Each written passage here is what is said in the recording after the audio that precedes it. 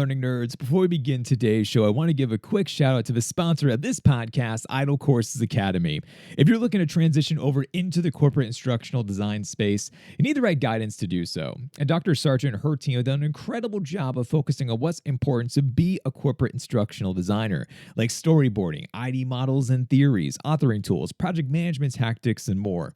They even cover how to make your resume and portfolio stand out from the crowd and have an impressive completion rate with their students working at organizations like Google, Salesforce, GM, Uber, Walmart, and Amazon. Also, you won't be going through the learning experience alone. You'll be studying alongside other aspiring instructional designers, as well as working with experienced coaches. And as an added bonus, you'll get a copy of my book at a discount, What I Wish I Knew Before Becoming an Instructional Designer. So check out the industry-recognized program that's showing up in job descriptions as preferred training and education by going to idlecourses.com/academy. Enrollment for Idle is opening back up again in June, which really isn't that far away. So make sure that you sign up for the wait list, and then once enrollment does open back up again, make sure to use my enrollment code Luke to save you $88 off of your enrollment. And now let's start the show.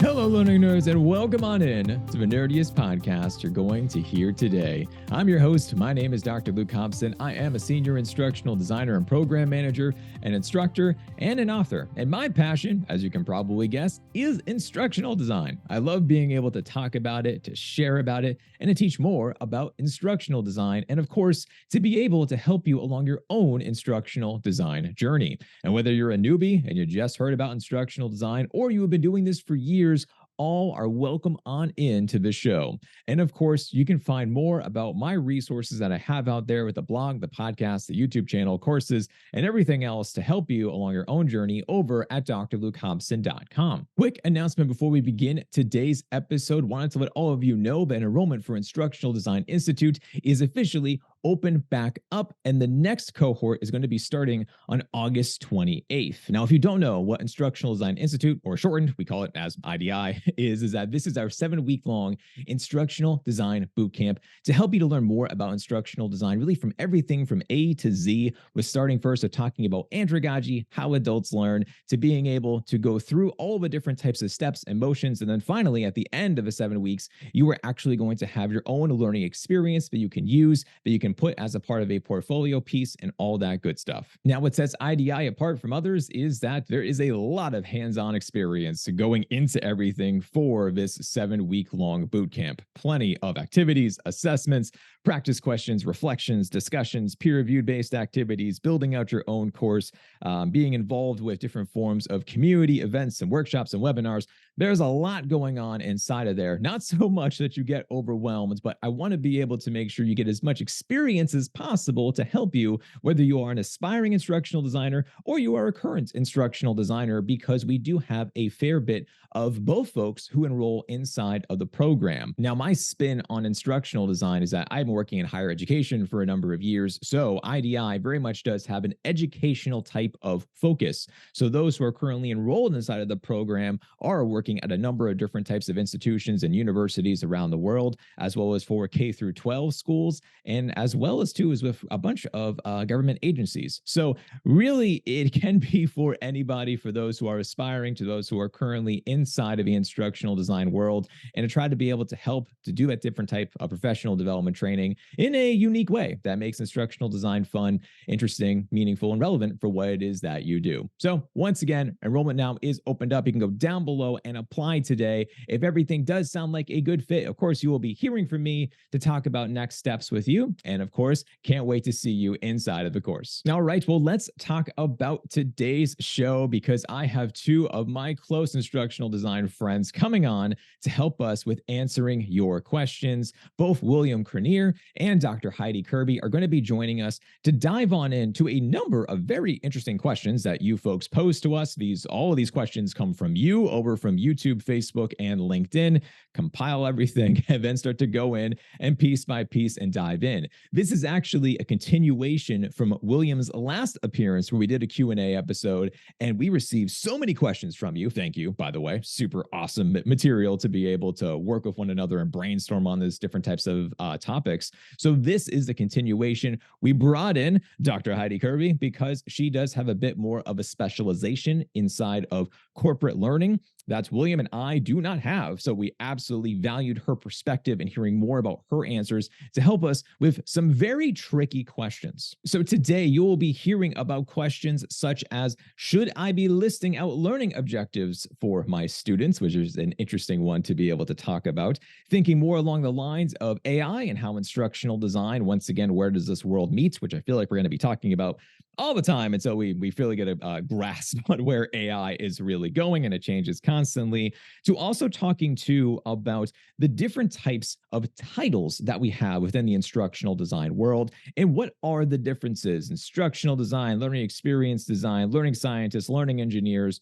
Whatever differences, where are we going? What does all these different types of things actually do mean? To talking more about, do you need web development skills, coding, HTML, etc.? Is that actually going to help you out? To also been talking about where is instructional design going as far as for branching off into the future with different types of positions and sectors, and also thinking about promotions. How do organizations right now currently hire for senior level leaders? Are they promoting from within? Or are they trying to be able to get folks from outside and they want that outside perspective? And those are the people they are really seeking. We dive on into that more inside of this episode. So I won't waste any more of your time. Here are my friends, William Cronje and Dr. Heidi Kirby. Folks, welcome on in to another Nerdtastic podcast episode. And today's episode is going to be special because I have two friends of mine within instructional design land who are going to help out with answering your questions. So allow me to introduce my co-host for the day. The first is that he is the instructional designer and program manager over at EduFlow. He is the face of the widely popular EduFlow Academy, and I feel like on a daily basis, he sends me a new resource to learn about AI. He is my brother from another mother, the one and only William Cronje. William, welcome back onto the show. Thank you so much, Luke. It's, again, such a pleasure to be invited onto your show. Number 3? Number 4? Yes. Number 3? Okay. I mean, yeah. Yeah. You're regular now. So you know what? I need to get creative with your introductions the more you keep on coming to the show. But also cannot forget our other fantastic guest. She is the host of the Fantastic Block podcast and the co-founder of Useful Stuff, a newsletter that dives in deep into everything L&D. She not only teaches about podcasting at the University of Florida, but she also teaches about scenario-based learning in her own course over at EduFlow Academy. My sister from another mister, the one and only Dr. Heidi Kirby. Heidi, welcome on back to the show. Thanks. It's my third episode, too. I was going to say, you've also been here quite a bit. Great. Yep. And this is the first time that all three of us are in the same virtual room, which we realized earlier. And that's pretty cool, even though we've been working together for like 2 years now. Yeah, it absolutely makes no sense. And Heidi, your episodes, plural, because we did that kind of a series thing of breaking down the differences and similarities of higher ed versus corporate America. That is still some of the most downloaded episodes I have. Oh, I believe by far. it. We're up to I episode. still send it to people who are like, I don't know which to choose. Right, exactly. It's just like, here's this whole conversation about that, and I think we're up to like episode 75 of the podcast, and you know, that just really shows about this, how much your expertise and everything you were able to go through with us and talk more about with that was just fantastic. So once again, so thrilled that you're both now here to answer these questions, because I felt like I definitely needed some help with looking over with these questions, where some of them I'm like, that's kind of outside my wheelhouse. Let me bring on some experts to try to be able to help us with these things. And I have to give a massive shout out to Dr. Rex Holiday, because he was the one who really spearheaded many of these questions and sent them on over to us when we were asking about the Q&A for LinkedIn. So once again, a huge shout out. Thank you, Rex, for all of these fantastic questions. Heidi, William, are you ready to dive on into the series? Let's do it. Okay, here we go. Question number 1. It says, I have this question about learning objectives. I am not a big fan of starting any course with the phrase, by the end of this course, you will be able to, but as someone new to the field, I kept my thoughts to myself and followed the rules. However, today I came across an article that seconded my thoughts. So my question is, what are the best ways to list learning objectives at the course and unit levels in a way that learners can effectively connect with them and understand what they will learn, to integrate them as part of a learning process? William, I'm going to toss the ball over to you. What do you think about this? Well, I think all of us probably read that article. It's probably, I'm guessing it's that one by Christy Tucker that she published recently. And my favorite part of the article was the comments on LinkedIn when she posted it on LinkedIn. And I was very surprised by how divisive it seemed to be.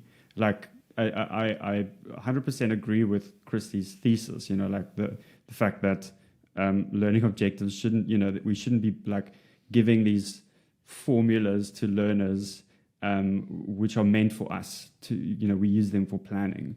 And reading that and reading all the comments immediately made me think about this fact that and I think this theme will probably come up a lot, but in instructional design, we don't even know what to call ourselves, let alone what we should call the things that we interact with every day, unfortunately, right? So when I say learning objective, it might mean something different to me than it might mean to someone in higher ed or in corporate, or in different niches within higher ed and corporate. So you'll get like learning objectives, you get learning outcomes, you get module outcomes, you get unit objectives, you get instructional objectives according to the MEGA framework, then you get instructional objectives according to the Will-Tolheimer framework, then you get instructional design objectives according to the Will-Tolheimer framework. It's just like, it's like saturated with different perspectives, and we don't really have like a common way of talking about it. And so I can see why people get very almost like passionate, because they might have this idea in their head of what a learning objective is, and one person might think, well, learning objective is just a friendly way of communicating to the learner what they're about to learn about, right? But for an instructional designer, they might think that they might think of an instructional design objective, which is that thing that's written, by the end of this course, a learner will be able, like the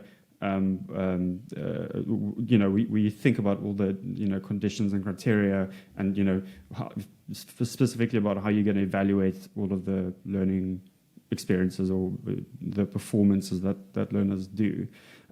So my kind of strong opinion about this is that there are two, and this is where Will-Tolheimer talks about it. So he has two big classifications of learning objectives. You get learning objectives that are written and meant to be read by instructional designers, and then you get learning objectives that are meant to be read by learners.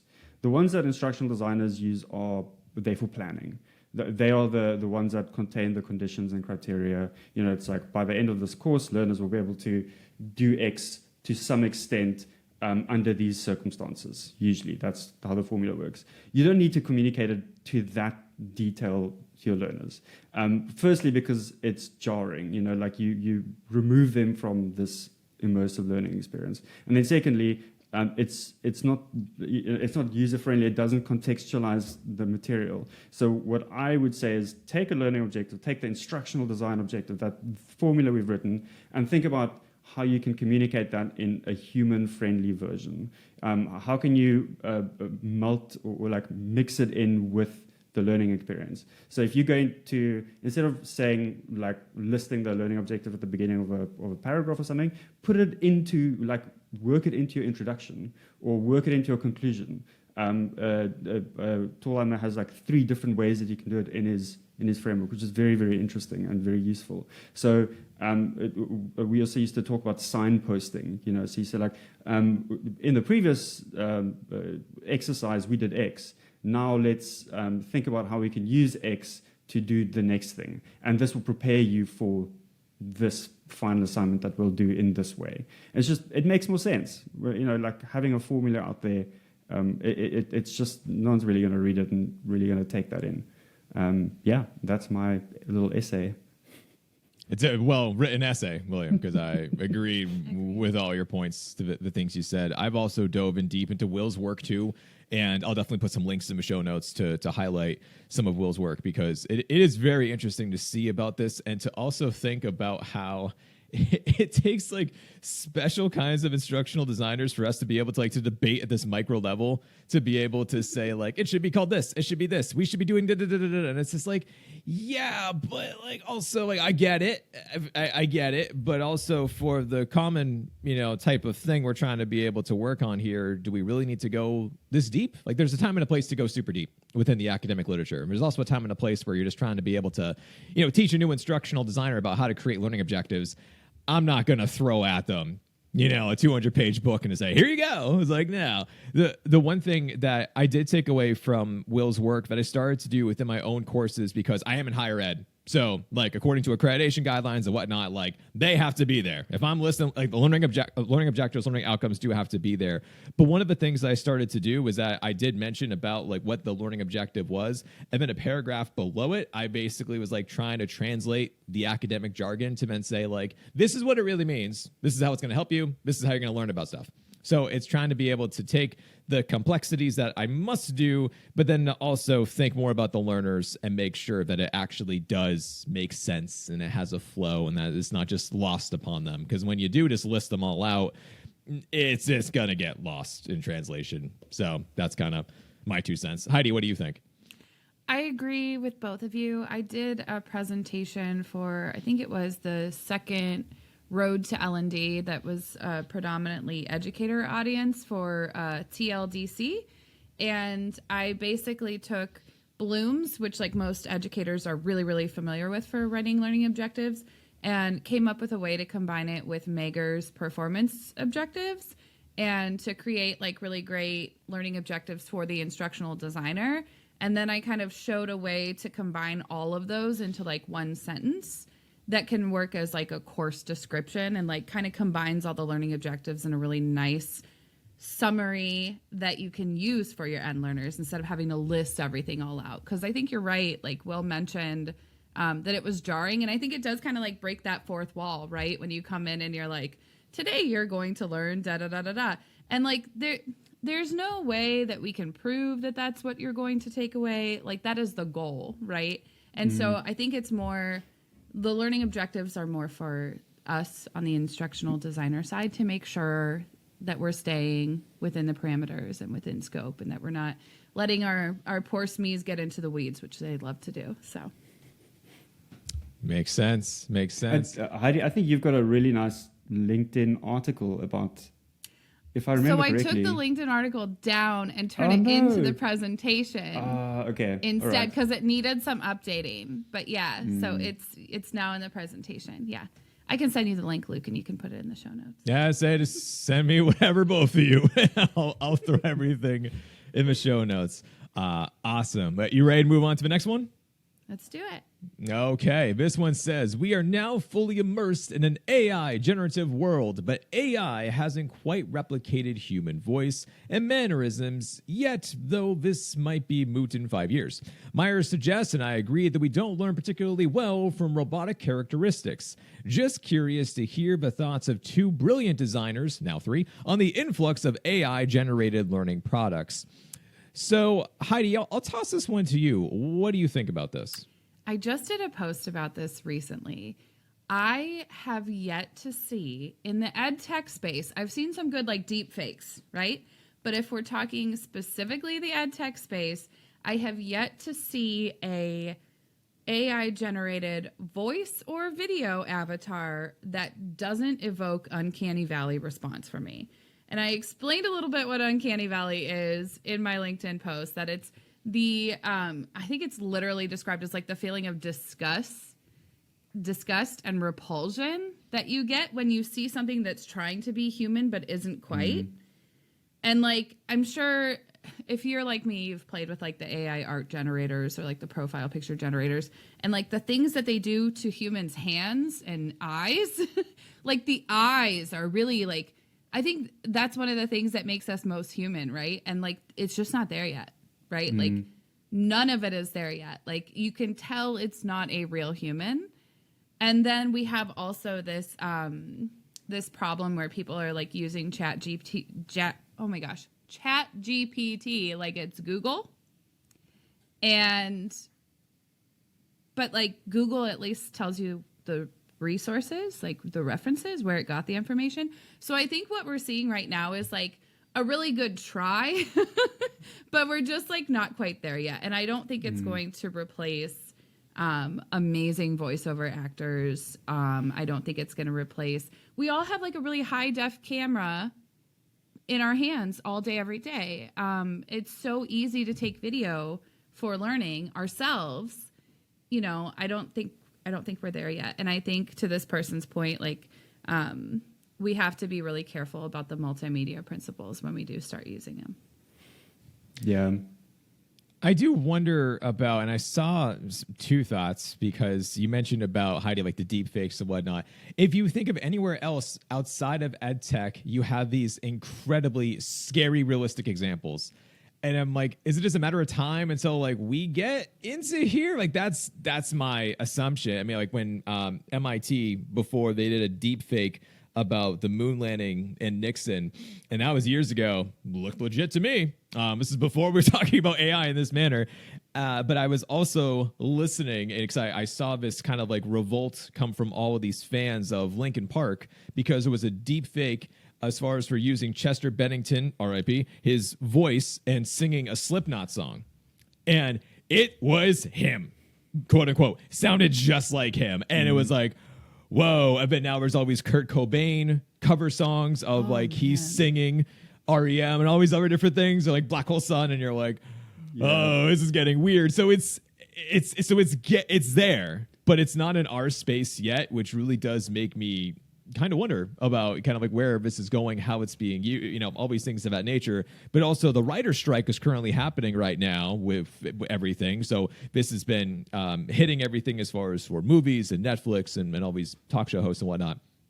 Netflix specifically, this article just came out talking about how some of the wording in their contracts is saying that the voice actors are giving permission to actually have AI generated voicing of like their actual like their IP, if you will, of your own voice, what makes you unique, and giving that to Netflix is a part of the contract.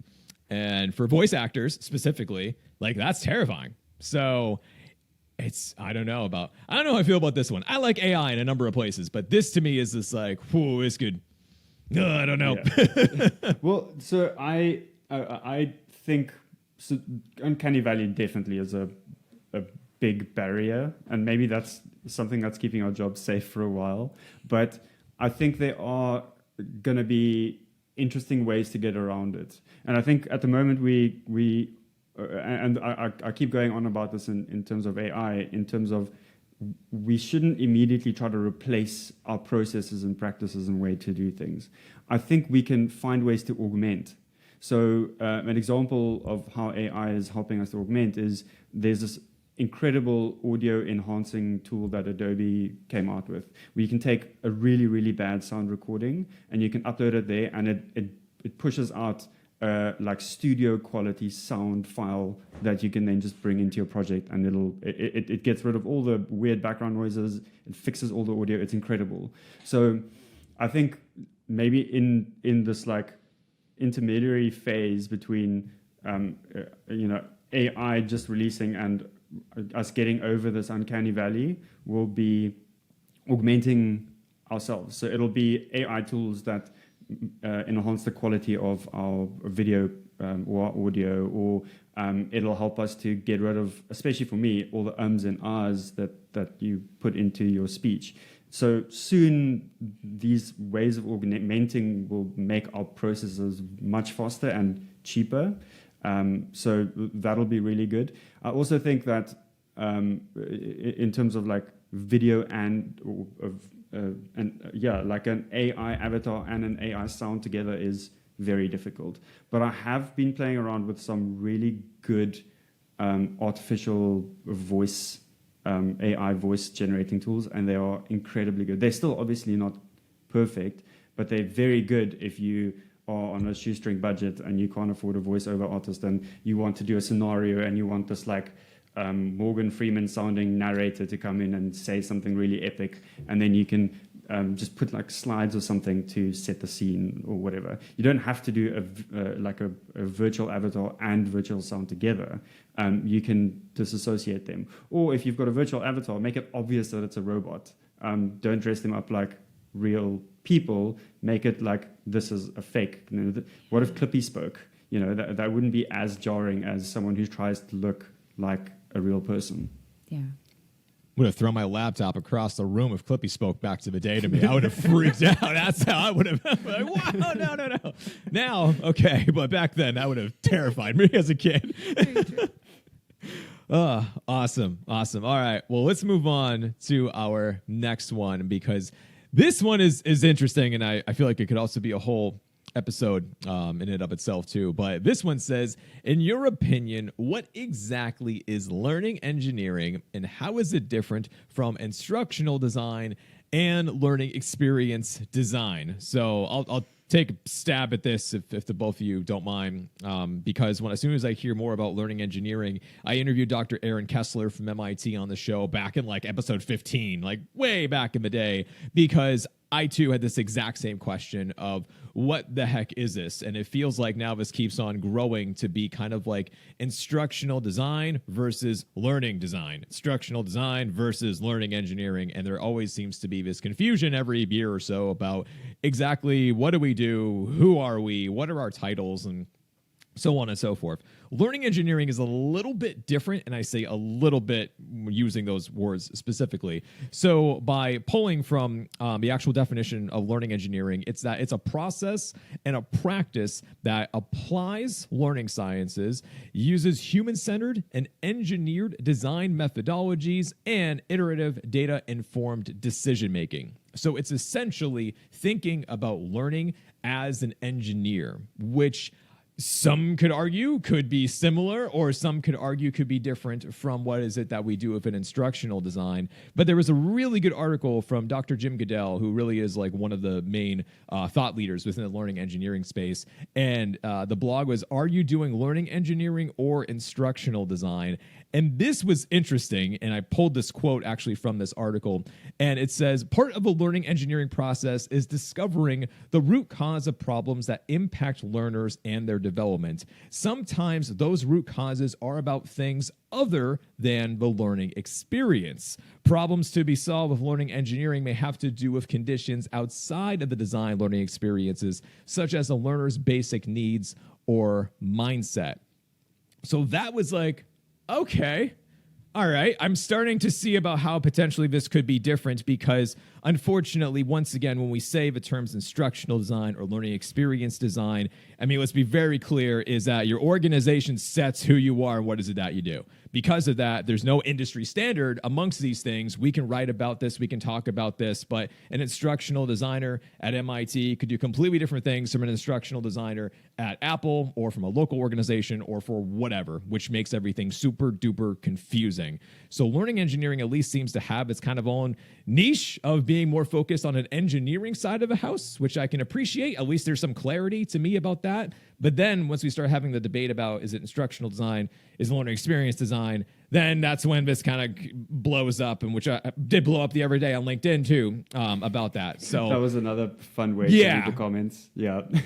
Yeah, that was another one. And it's like, and I get it. I understand why some people strongly feel that they actually should be called learning experience designers, or strongly feel that they should be called instructional designers, but it all really depends. Like, there's no clear answer, in my opinion. It's super duper depends upon so many variables. Mm.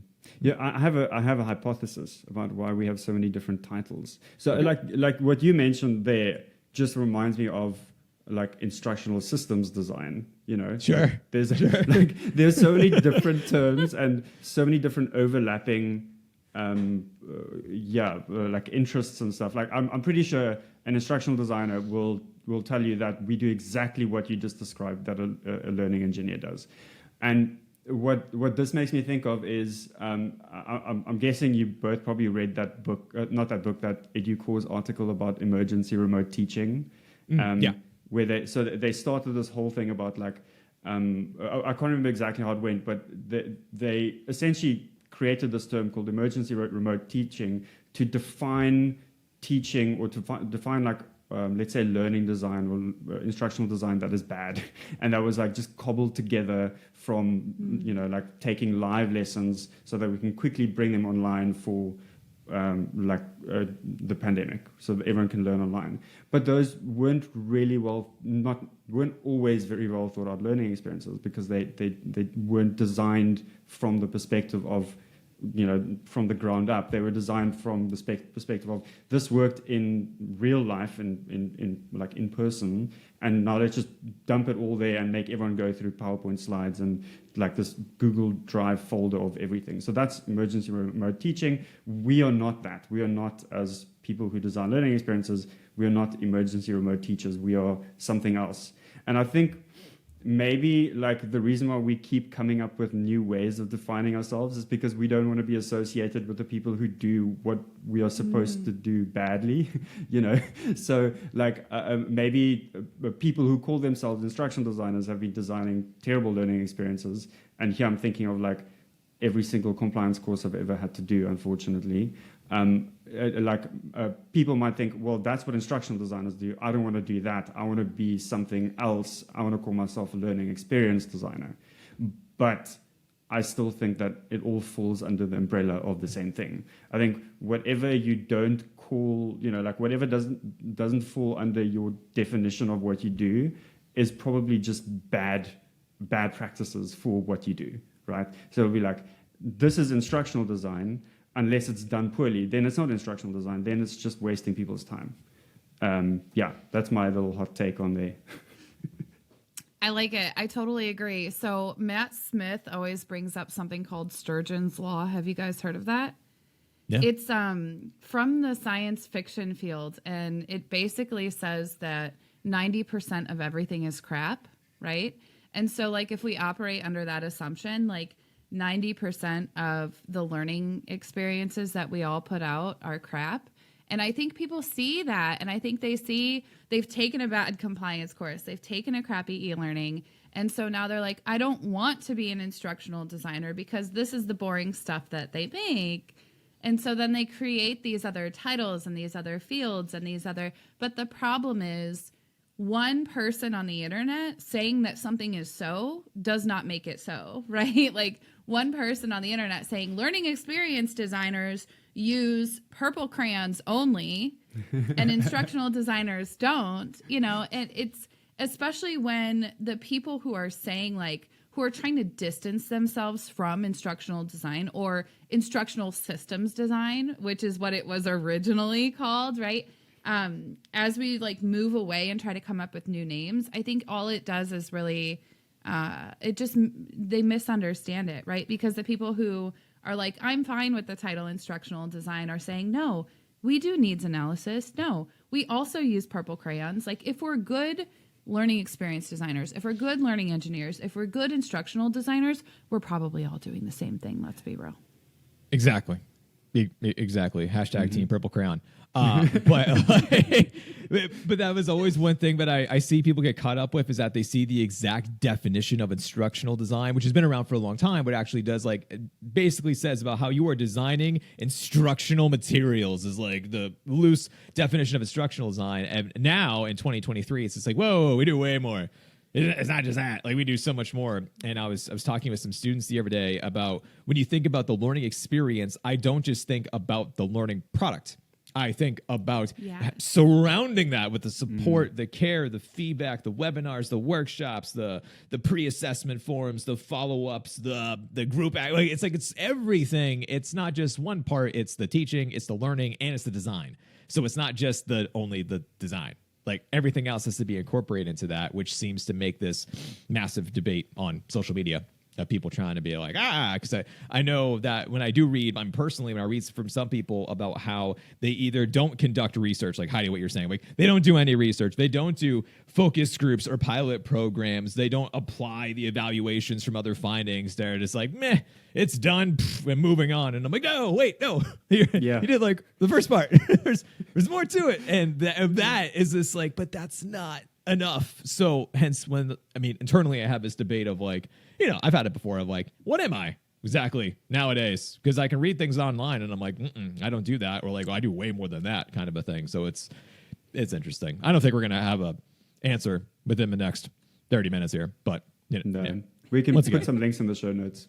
I'll throw more links. There's a million things you can find online. Dr. Ray Pastor did one talking about it. I know that Devlin's done stuff about it. There's a million resources if you go on Google or YouTube or whatnot. I'll link a few things, but overall, I think from like speaking from all of instructional design land, is that there really isn't like conclusive evidence to really have this type of strong feeling about this, but that is what it is.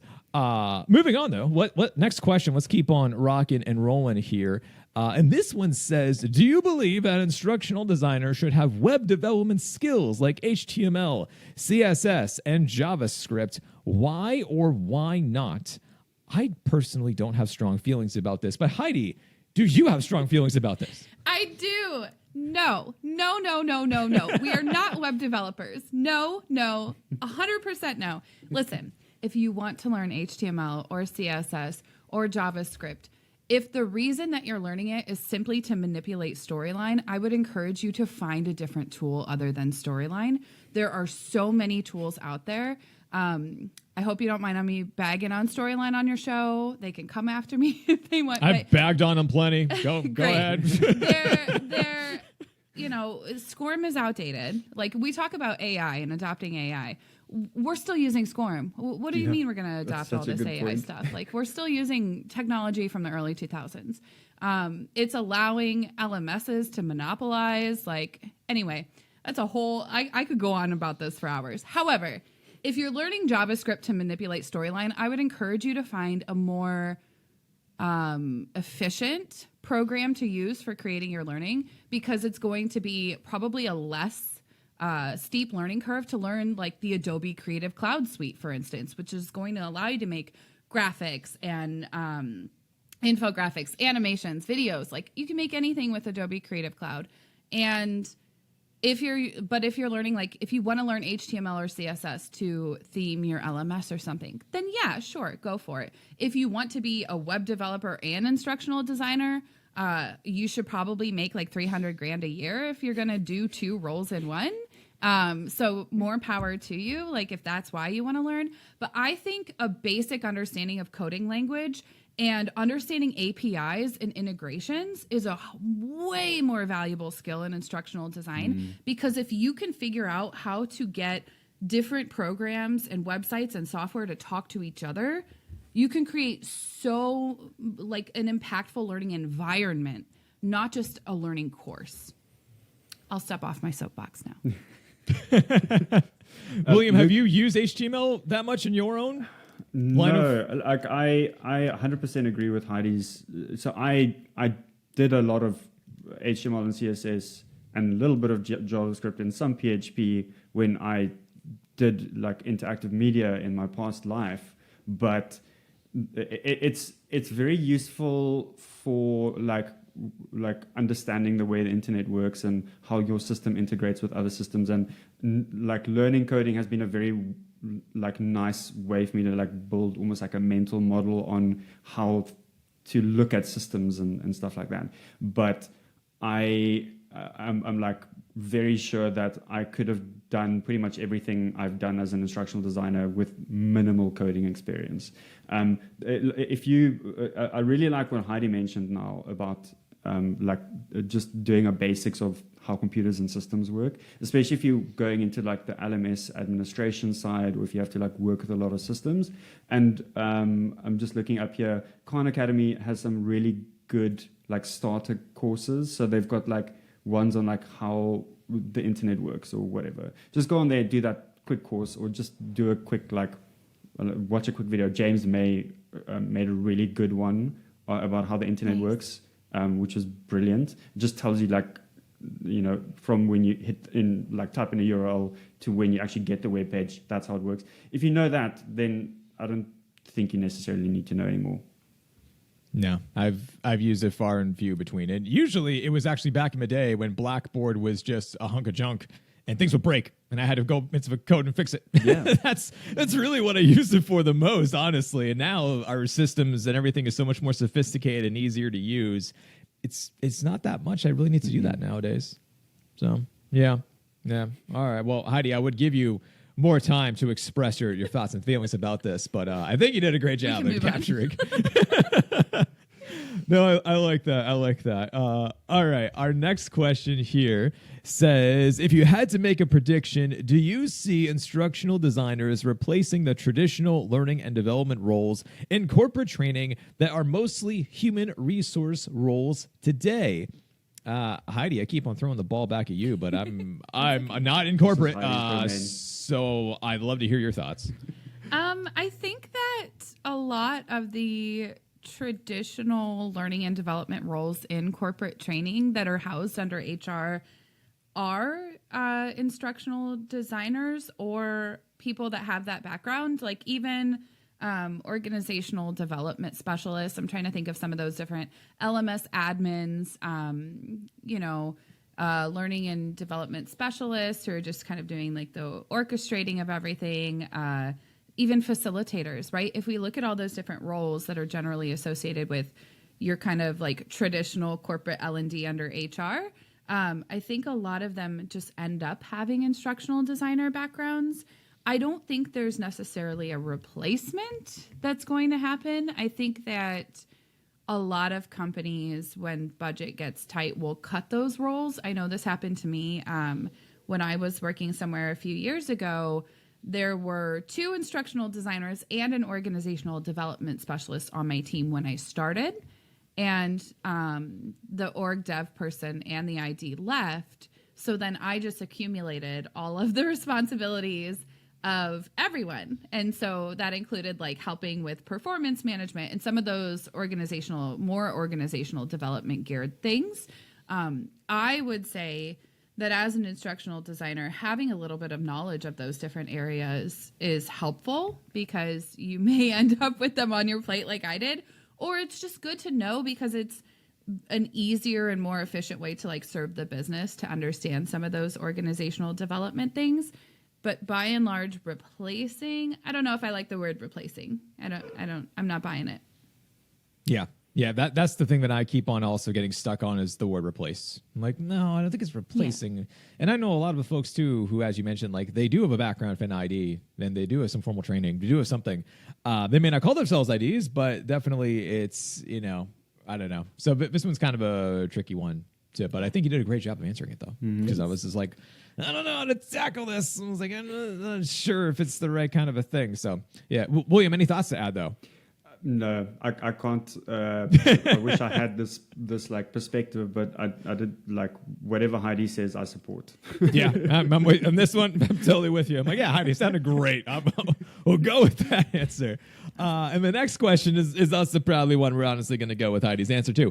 And this says, do you see a trend towards more corporations promoting senior instructional designers to the role of chief learning officer, or will that continue to be a human resource role? I can't really, no, that was my notes. I can't speak to this, which is just like, that's why, Heidi, I'd love to hear more about this because I've seen this happen in higher ed, which is it's not going to be more like that chief learning officer role, but I have personally seen instructional designers start as an ID, become a senior ID, become director of ID, and eventually like AVP, vice president of ID within higher ed. So that does give me hope that it's not just the few people I know of, it's been others. But what have you seen, though, in your perspectives from this happening? I haven't seen it done quite like nearly enough for me to be satisfied by it, because my whole entire dissertation research was on the leadership skills that IDs need to run projects. And the whole reason that I did my dissertation research on that was because I was seeing not enough IDs being promoted into leadership roles, despite having all of these leadership responsibilities when they're leading individual projects, right? Like they have to collaborate with people all over the business at all levels of the organization. Instructional designers have to get VP and C-suite level stakeholders to do what they want them to do, which is usually like give feedback or review or give buy-in for a project, right? And like, so they're technically managing these C-suite people, and the C-suite people have no reason, have no repercussions if they just ignore you, right? So it's almost harder to manage up like that during instructional design projects than it is to have your own team. And I've had both, so I can tell you it's more of, your team, at least there's some fear there where like, oh, if we don't do this, we might lose our job. The C-suite couldn't care less. So you have to really hone your leadership skills to get people to do what you need them to do for you. And that in and of itself is a huge,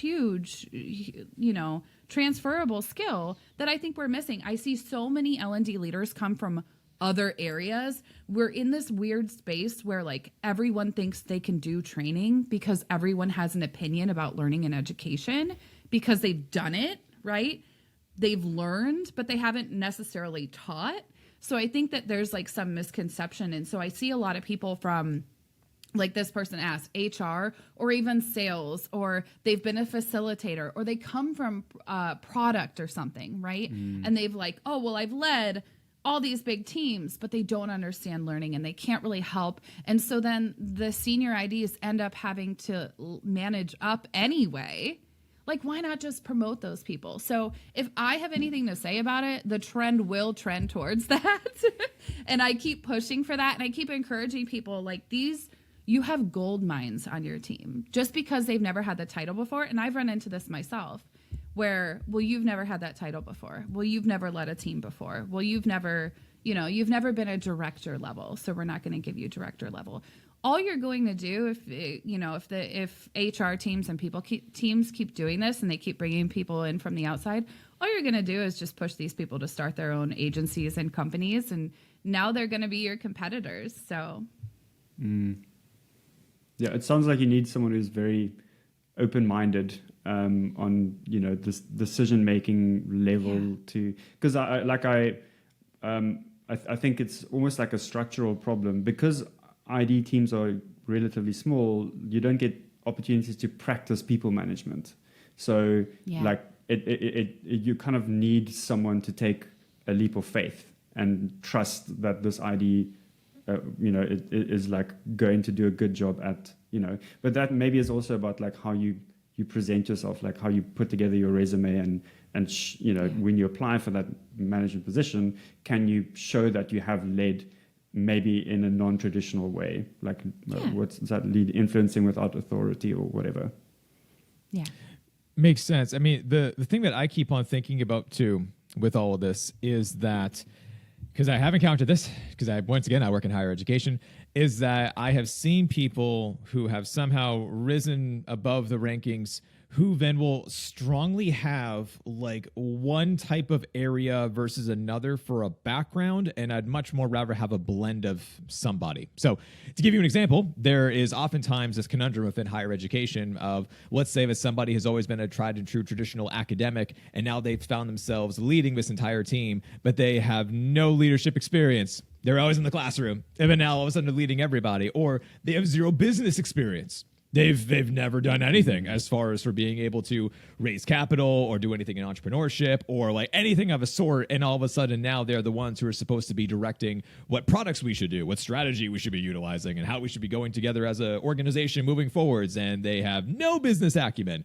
And it's like, can we have a bit of both? Where that way you know about learning, you know about people, but also you also know too about like where you should be taking the organization. Because the more you keep on moving up within your organization, you are the one that people are going to be going to as far as for saying, what direction should we be going in? What is the market currently saying? What exactly, based around this data, should we be going forward with this? And if you can't answer those questions, then problems. Major problems. And also, and Heidi, as you mentioned, you have to, no matter where you are, you have to be able to then influence those, once again, in higher ed, that if you are going to be influencing for deans or for presidents or for AVPs or whoever it is, that's got to come into play. And hopefully you know how to do that.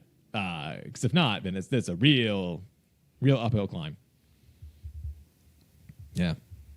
Cool. Easy enough. Well, hey, we did it within the hour, folks. Like, that was the goal. Can we do this within an hour? We did. So I'm proud of us. I think we did a great job. I mean, I'm biased, and I have the two friends here who can answer these questions better than I can. So I'm thankful that both of you were coming on to the show so early this morning as well, too, for everything.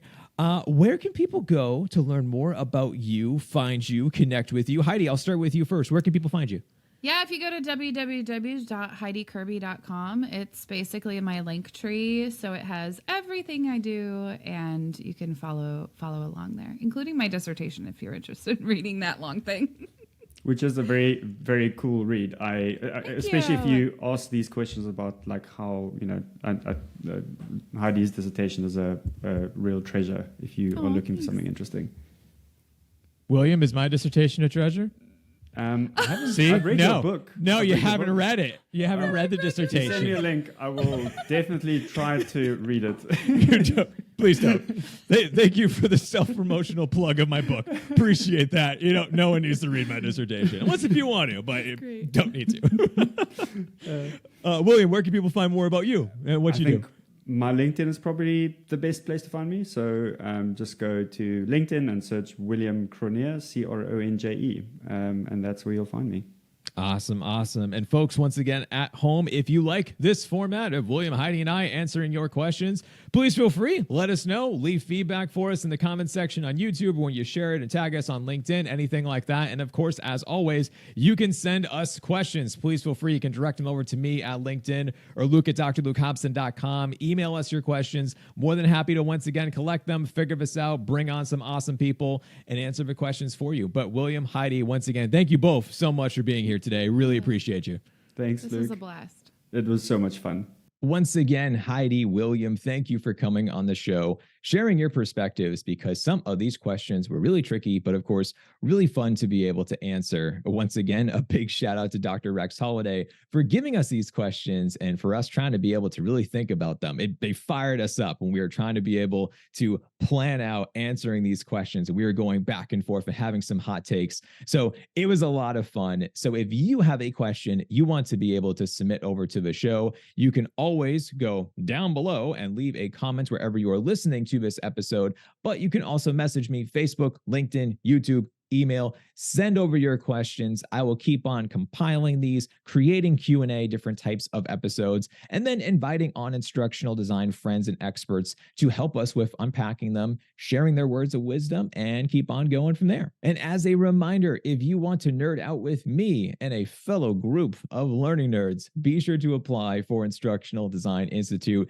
our 7-week-long instructional design bootcamp. We are currently inside of week 4, and it's a blast. It's been so much fun to connect with other people, share stories, talk about experiences, leave feedback, give guidance along the way to help people. It's just so much fun. I absolutely love being able to do this, and of course to connect with all of you. So be sure to apply today, and of course you'll be hearing from me afterwards. And as always, if you enjoyed the show, go down below and leave it a 5-star rating wherever you are listening, Spotify, Apple Podcasts, YouTube, Stitcher, whatever. Leave a review, leave a comment for the show. I read all of your reviews. It's so awesome to hear about what you think of the show. And as long as you keep on listening to this show, I will keep on making more episodes to help you along your own instructional design journey. Hey folks, that's all I have for you today. Stay nerdy out there. Talk to you next time.